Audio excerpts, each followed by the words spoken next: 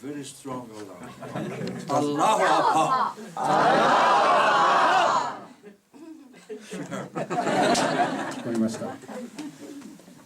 I cannot tell you what a joy it is for me. Violette, my wife, wanted to come here, and we were supposed to come together. She became ill, and we could not come. But I'm sure that she is now with us, and she sees me at my age, weak, especially weak up here. And I'm supposed to speak to you, but I don't speak to you from my mind, from my head. I speak to you from my heart. I was very glad that Dr. Mokbel spoke about Fujita Saichiro, because Fujita and I loved each other very much. I was only 2 years old when I saw Fujita. I was very fast, and he was very thin and small. So he was carrying me, and I was heavy, and I was afraid to fall. So I got hold of his beard, and somebody took a picture. When I finally, after many years in different parts of the world, I came back to the Holy Land, Fujita was still there. My father and Fujita were good friends.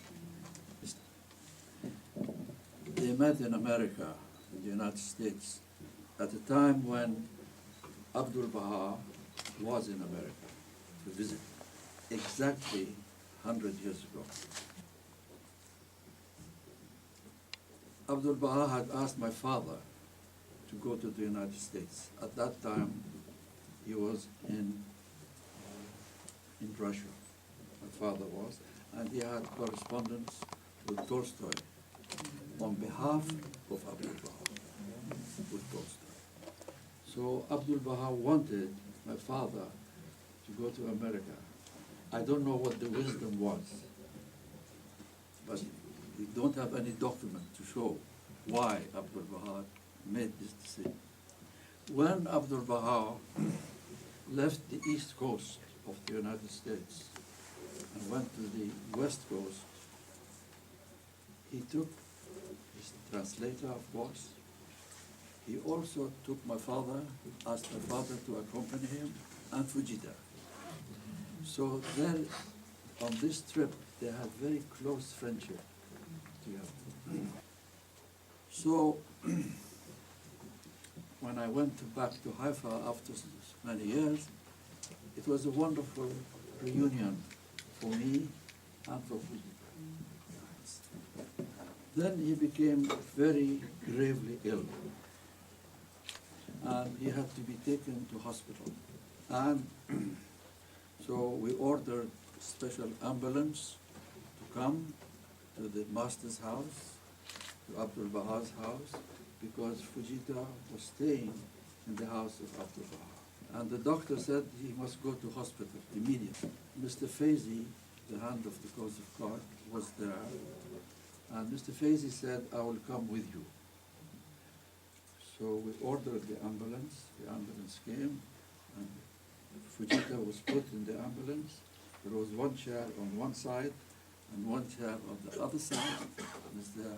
Faizi sat here and I sat there, and Fujita was in the middle, totally unconscious.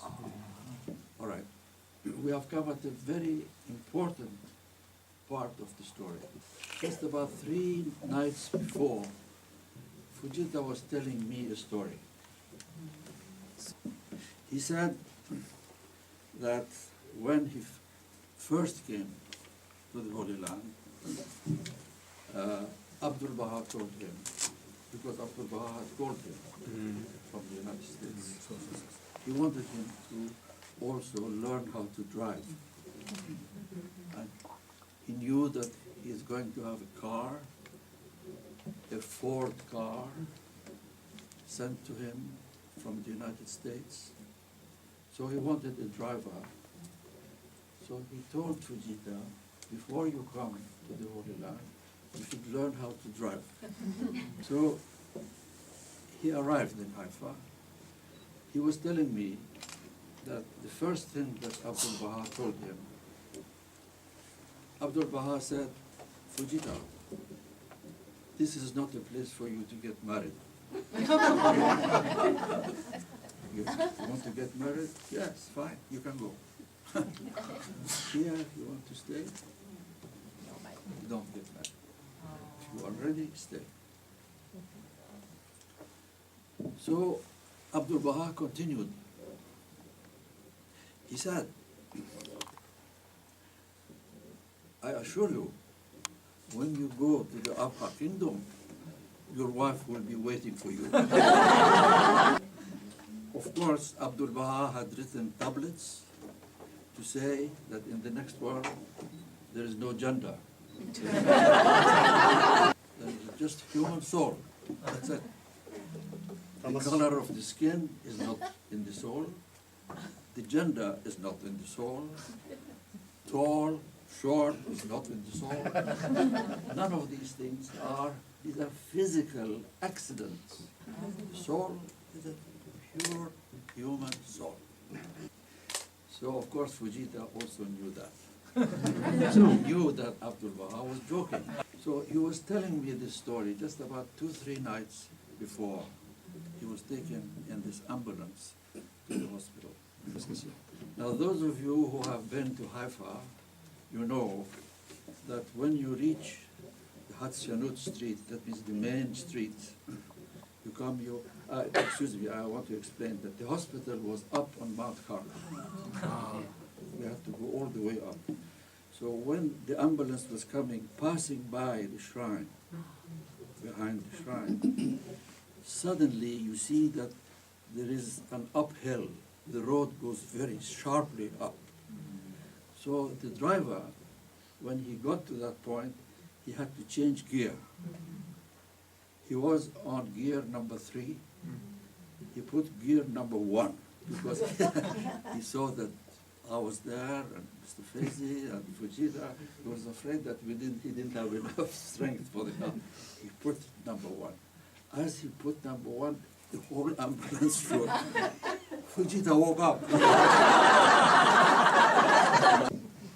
So he looked, he saw Mr. Faizi one side. He's in an ambulance, he understood that he's going to hospital. And he knew his condition was very dangerous. He knew that. So he looked at me, he winked his eye, he said, "This is my honeymoon trip." I tell you, he went there, it was fine. There was no danger, everything was fine, and we came back to the hospital. After about a month or so, he was sick again. He was sick again, and Mr. Faizi was not there, and I had to take him to the same hospital. He was very, very weak, and that was the end. And so we arrived in the hospital. They gave him a bed. I took him inside. He had forgotten to pull the zip. But when he sat on the bed, the nurse was there, I was there. He looked, oh, he said, I believe in an open door policy. I will tell you another story from our dear Fujita. We had two Western pilgrim houses in Haifa. One, the very old Western pilgrim house, and it has now the number 4 Habarsim Street. And then we had the new Western pilgrim house, which is number 10 Habarsim Street.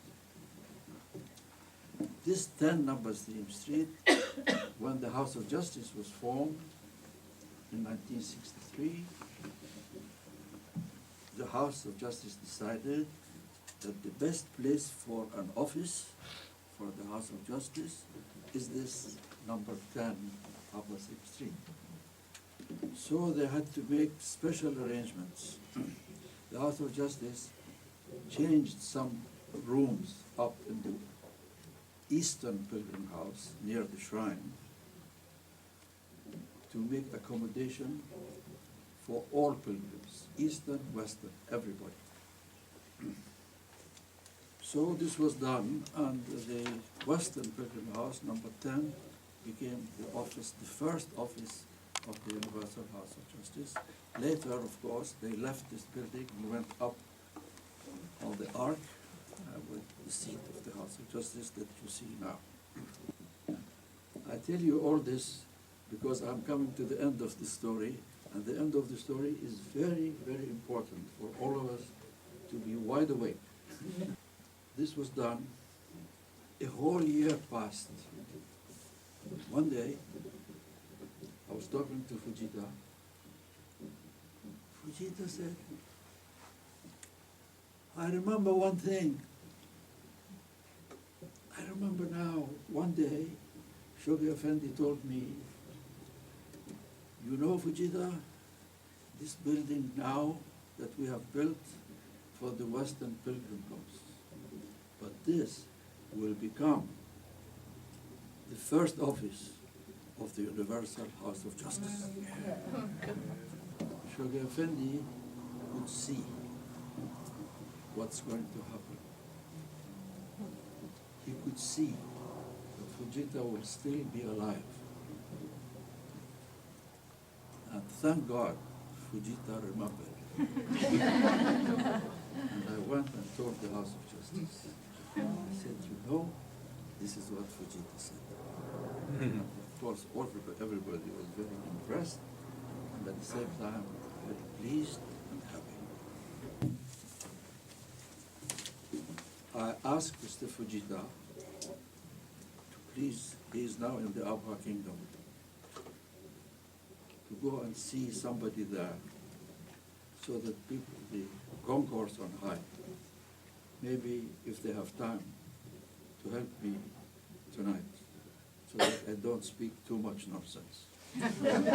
Now we come to the serious part. What I said was very important, but now the serious part. We come to business. You have all seen this gift from the National Spiritual Assembly, and it has references from Abdul Baha, from Shoghi Effendi about Japan. So I sat down and I read this carefully, and I extracted what Abdul Baha had said or written about Japan and the Japanese people, and what Shoghi Effendi had written either himself or through his secretary, again about Japan and the Japanese Baha'is. So I am not addressing the pioneers here, foreign people. I'm talking to you, Japanese Baha'is. So I extracted from this little booklet what Abdul Baha said about you and about this country, today and in the future. This is what we read. The Japanese are intelligent. They are proud, noble-minded. They are wise. They are lovers of truth. They are sensitive to beauty. Beauty, both material and spiritual. They are ready to sacrifice. They know the meaning of devotion, and they practice it. They understand sincerity and practice it. They know about faith and practice it. Now, this is about them, about their future. The Japanese will inspire all human hearts. The Japanese Baha'is are destined to awaken the peoples and races of the entire Pacific area.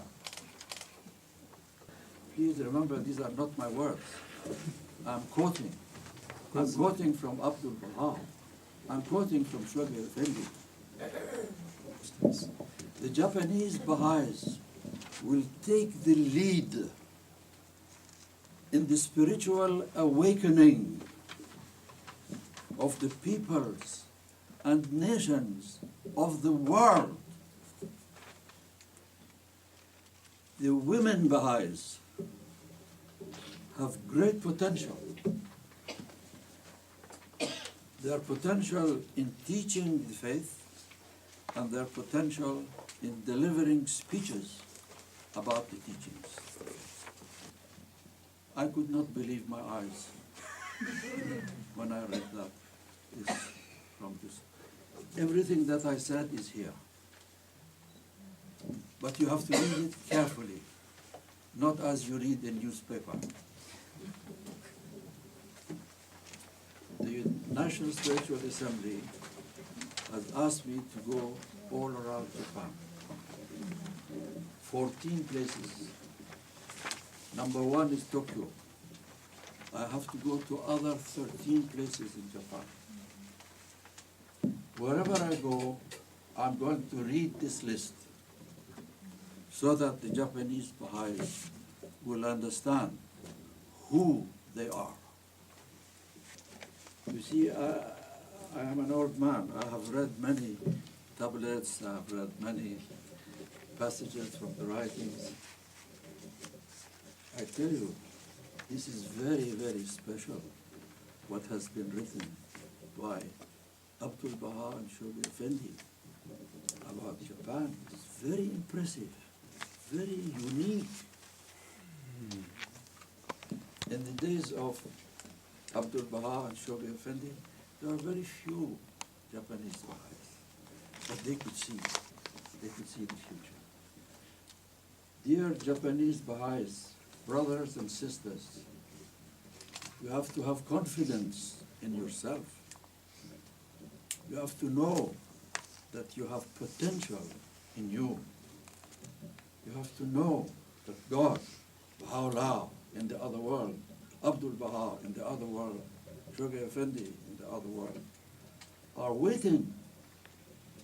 They are waiting to see when will the Japanese believers arise and do what they have promised in their own writings about you. In 3 separate letters, Shoghi Effendi has written, I am praying. I have gone to the shrines. I am praying for the Japanese believers. 3 times, 3 letters, different times. He has written that the Japanese believers are close to my heart. He has written, you can find all these things here. It's not from me, it's all here. He said, Shoghi Effendi has asked me to write to you that he is thinking of Japan very, very much all the time. This is Shoghi Effendi. You know, of course, there are many letters from Baha'u'llah and Abdul Baha, Shoghi Effendi about Iran. There is a lot. There is a lot also about the United States. There is a lot about Canada. But that's all. Next is Japan. When, during the lifetime of Abdul Baha, there were many Baha'is in India. There is nothing from the pen of Abdul Baha praising the Indian believers, nothing. There were Baha'is in Tunisia at the time of Abdul Baha. There's nothing about the Arabs, nothing about their future. believe me, I have rarely seen so much praise about one country in the way that I have read.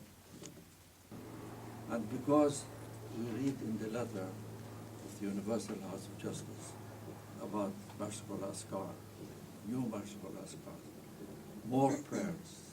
So I thought, let me speak to friends about prayer. There are few things, but very important things in the writings about the condition for true prayer.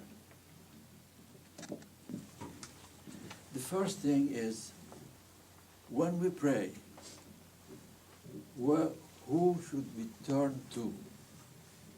What should be the point that we focus our hearts, our minds upon? So they asked Abdul Baha, after the passing of Baha'u'llah, the friends wrote Abdul Baha. They asked, they said, because they thought, the friends in Iran especially, they thought that Baha'u'llah has passed away now. He has appointed Abdul Baha as his successor. Now we should turn our obligatory prayer to Abdul Baha. That's what they thought. So they wrote, where shall we turn to in prayer? So he answered, he said, turn to Baha'u'llah. And when you have your obligatory prayer, turn towards the shrine of Baha'u'llah in Baji. Now those of you who have been on pilgrimage, you have seen the shrine of Baha'u'llah. You have entered the shrine of Baha'u'llah. So you understand when Abdul Baha says the shrine of Baha'u'llah, you understand what that means. You have seen pictures. Those who have not been on pilgrimage, they have seen pictures of the shrine of Baha'u'llah. But Abdul Baha later gave an explanation which made things easier for the Baha'is. He wrote, yes, you can turn to me on one condition. The condition is that the prayer will come through me to Baha'u'llah. Turn to me as an instrument, a path, a road through me to Baha'u'llah. You can think of me not in the obligatory prayer, we still have to turn to Baji, not to Haifa, because the shrine is there. But in your mind, you have seen the picture of Abdul Baha, closer to you, many stories about Abdul Baha. Yes, you can do it, provided through, not to. To Baha'u'llah, through Abdul Baha. They asked Shoghi Effendi, he gave the same answer. He said, yes, if you want to think of me, okay, provided through me to Baha'u'llah.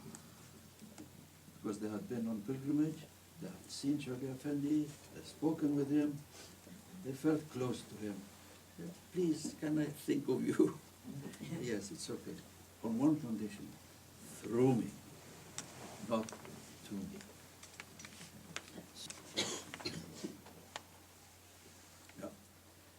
When the greatest holy leaf passed away in 1932, Shoghi Effendi wrote a letter in Persian to Iran and the East, in English to the United States and all of the West, Europe. He wrote a letter about the greatest holy leaf. At the end of his letter, in English, he has a section, a paragraph. In this paragraph, he addresses the soul of the greatest holy leaf. Because I had seen the greatest holy leaf, because I had been in the presence of Shoghi Effendi many times, believe me, every time I read this paragraph, I cry. He addresses her, he says, "Oh, greatest Holy Lady, I am weak. You go to your father. Ask him to help me.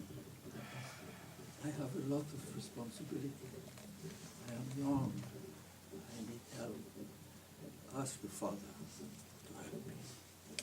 Every time I read this, I cannot stop my tears. I will have to continue. I promised that I will be brief, so I have to continue. So another thing about prayer that I'm going to explain is that when we pray, is it quickly the words that we have read the prayer, or is it something else? I would like to speak to that point. So you remember there is one of the prayers of Abdul Baha. It begins with the words, "O God, make firm our steps, O Lord." That's how it begins. And in the course of the prayer, he describes what true prayer is. He says, "A prayer that shall rise above words and letters and transcend the murmur of syllables and sounds." So it's not with our lips, it is not with our tongue, it should be with the heart. Another thing about prayer is that the soul inside us, or the heart inside us, if you like, should be calm, should be quiet. When they asked Abdul Baha, "What do you mean?" he said, "Look at the ocean. The ocean, the surface, the top, there are winds, violent winds, waves, violent waves, very turbulent, very noisy.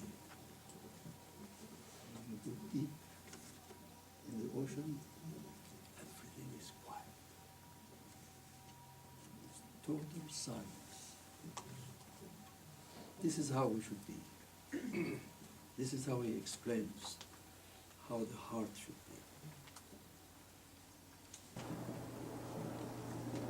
Mr. Samandari, the hand of the cause of God, who was in the presence of Baha'u'llah, came to Japan.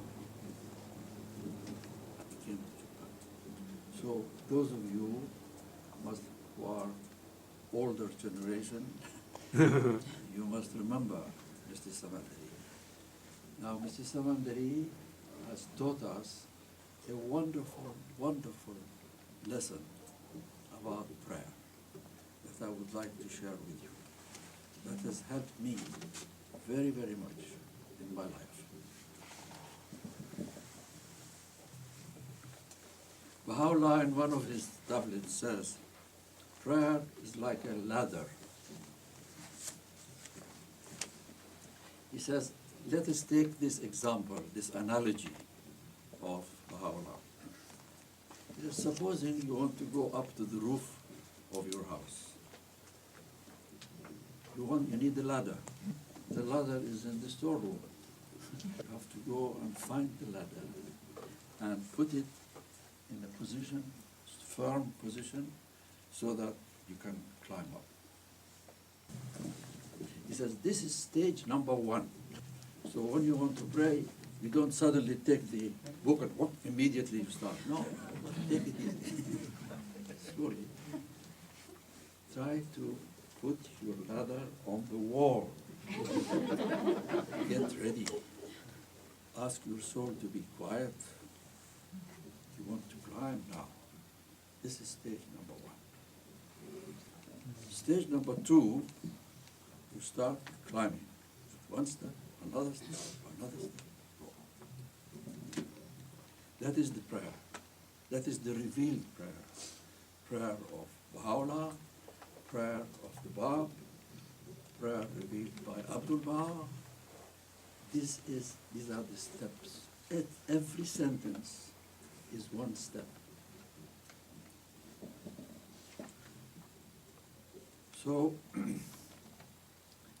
as I climb, sentence by sentence, I have to meditate and see what is the meaning of this sentence. What is Baha'u'llah saying in this one sentence? Because if I don't understand it, then my foot will slip and I will fall. I will not be able to go. So I have to think carefully, what is he saying here? It doesn't matter. You can repeat the sentence if you don't understand it the first time. Read it the second time. It is like you put your step, you are not sure, let's try again. Don't be afraid to repeat that sentence. Understand the sentence. Whether you are singing, whether you are reading to yourself, or whether you are reading in a meeting. Sentence should be understood. Of course, in a meeting, you cannot repeat 2-3 times the same sentence. You have to read it because everybody else is sitting there. But when you are private, praying, it's okay. You can repeat. You have to understand. Then, Janab Samandari used to say, I have a question to ask you now. You have gone up the stairs, up the ladder. What do you do there? You immediately come down? What happened? You had a purpose. You climbed up for a purpose. You went there to check whether there is a leak there, water is coming down. Why is it not going, or why is it going? You are checking there maybe just to look at the beauty of nature. Maybe you have another problem, you have something. That's why you went and found the ladder. That's why you climbed up for a purpose. So you have to ask yourself, why am I doing this? All right, I can understand. We have no problem. Okay. You like to praise God. You want to thank God for all His blessings. You have a purpose. You want to say something. All right, that is stage 3. You have your private conversation with your beloved. That's stage 3. You use your own words. So, maybe you have a problem. Then you state the problem. I have a problem. I don't know how to solve it. Please help me, guide me, inspire me. And then wait. Don't rush, wait. Especially when you are doing this in private. This is how it should be. Wait a little bit. See what solution comes to your mind.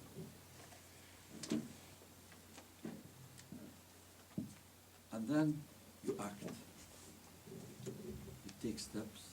You carry out what appears to be a solution. So you see how three stages are there.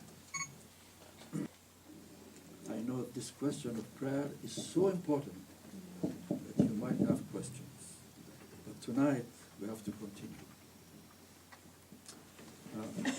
The second subject that we're going to discuss tonight is unity. Now, I don't need to tell you, you all know, that the primary purpose of the Baha'i faith is to unite the human race. That the pivot of all the teachings of Baha'u'llah goes round and revolves around the principle of the oneness of mankind, which is the unity of mankind. The primary purpose of Baha'u'llah is to establish world unity. So primarily, the Baha'i community should be united. How can a disunited Baha'i faith, if it, God forbid, unite the whole world? It's impossible. It must be united to be able to unite the world.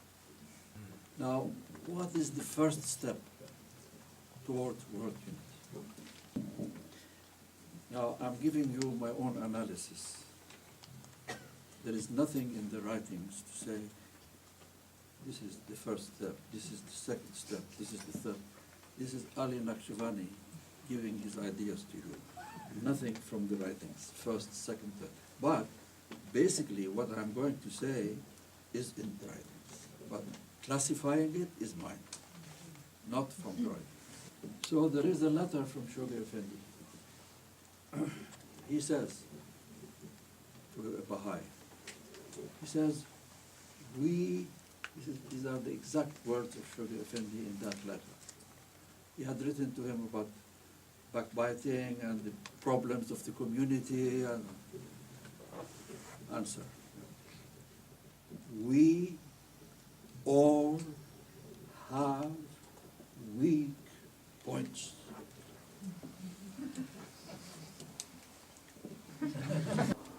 There is one exemplar, one perfect exemplar, Abdul Baha. The rest, we all have weak points. Even I, I'm guardian of the Bible. Even I am not perfect exemplar. Abdul Baha is the only perfect exemplar. In the prayers of Abdul Baha we read, he makes us read, "O God, we are all sinners. Finita la musica. We are all sinners." I cannot say, yes, it is true perhaps, but I am not a sinner. I don't have weak points. Oh no, I don't. This is wrong. This is the ego speaking. Your ego is speaking to you. Most of humanity think like this, that it is true we all have weak points, but I am an exception. I don't have weak points. I only have strong points. But, oh, I see weak points everywhere. I see everywhere, full of weak points. Now, what the Baha'i teachings say is exactly the opposite of what the ego says. Exactly the opposite, 100% opposite. The Baha'i teachings say, when you look at others, look at the good points, look at the strong points, praise them, encourage them, see the light. When you are looking at yourself, look at your weak points. In other words, we do the reverse, we do the opposite. Now, there are many situations that come to all of us. You are sitting here, you are the byproduct, so am I, the byproduct of two very important principles in our life. One is heredity, the other is environment. The heredity, I have acquired certain traits, not because of my choice. I was born. I did not choose my parents. I had no control over who should be my father, who should be my mother. So these traits have come to me by heredity. Whether I like it or not, it has come to me. Another source is the environment where I grew up. The people I met as I was in school. I went to school. Which school did I go to? Who were my friends? what was the character of my father, my mother. All this had influence on me. Without my control, I had no choice. These have influenced me. How can I be responsible before God for things over which I had no control? This is why it is not correct for me to sit in judgment about any of you. I have no right. I don't know what your background was, what your father was, what your mother was, what your environment was. I cannot sit in judgment. Only God can sit in judgment, for He knows. So He has the right to judge. But you and I have no right to judge. Ruhiya Khanum told us a story which is very, very interesting. She said a pilgrim came from the United States in the days of Shoghi Effendi. Shoghi Effendi was talking about love and unity. And he said that we should love everybody. This is the teaching of Baha'u'llah. A Baha'i, the definition of a Baha'i is he's a lover of humanity. So he was talking on the subject. So the pilgrim said, Shoghi Effendi, excuse me, but there are some people, I cannot love them.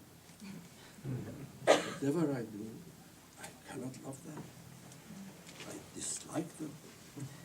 I try very hard, it doesn't work. What should I do?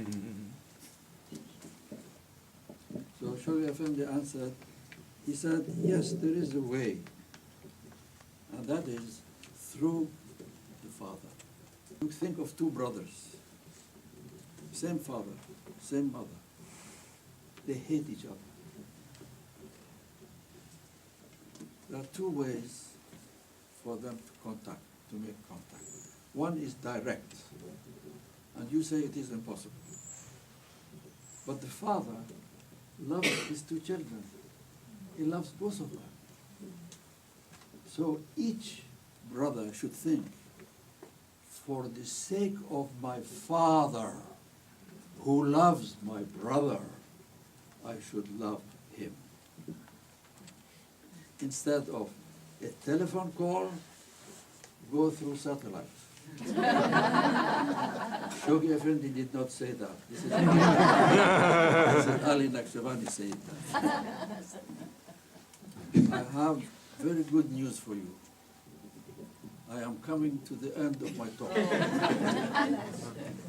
The last thing is this.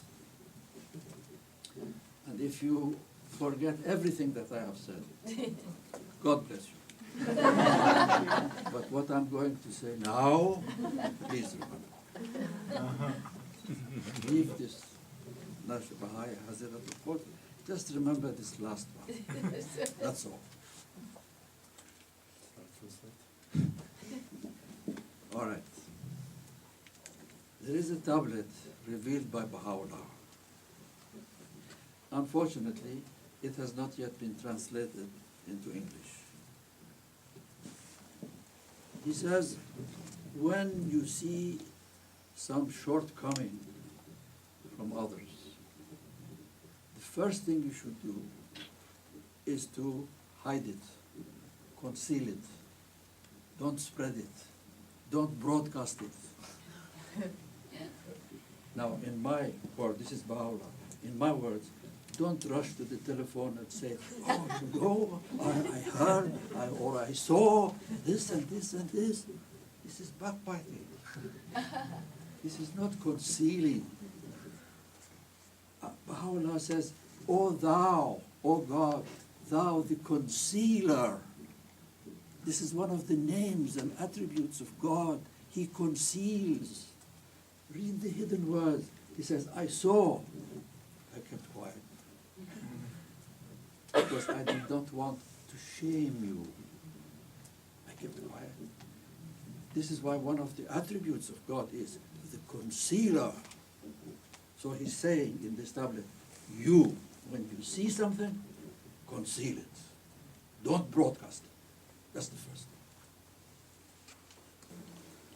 Of course, we should assume that what Baha'u'llah is talking about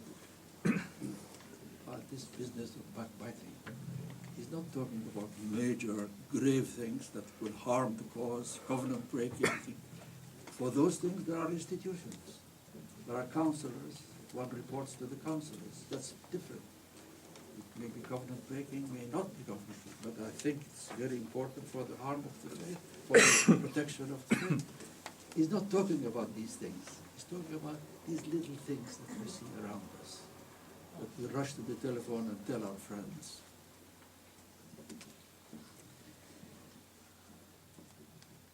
When we see things that somebody has done about others, that's one thing.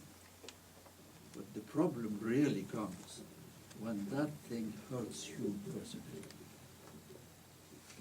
You're hurt.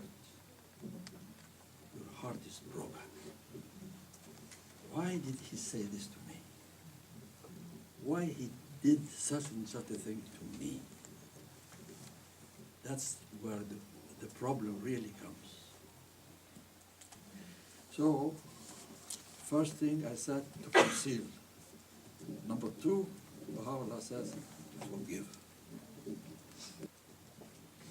Now, this is not finished.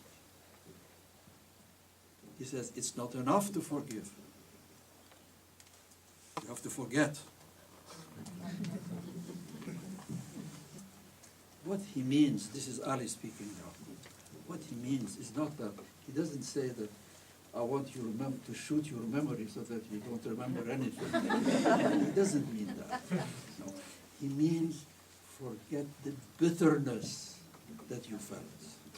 Forget the resentment that you felt. Forget it. Let bygones be bygones. Let the water come and wash away everything. Don't let it allow this thing to fester in your soul. It will poison you. It will poison me. It will poison all of us. The tablet is not finished. Baha'u'llah continues. He says, and that is the heart of the whole passage, the very heart of it. He says, if you don't forgive the way I say, if you don't forget the way I say, I, on behalf of God, will not forgive your sins.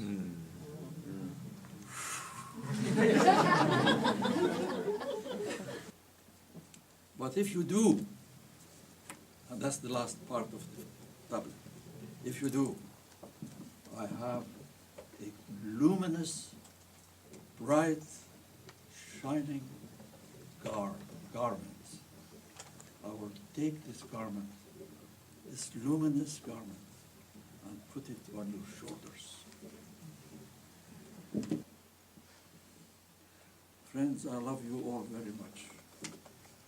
You will forgive me if at times I have raised my voice. I have raised my voice because the subject is important. And I raised my voice because I love you.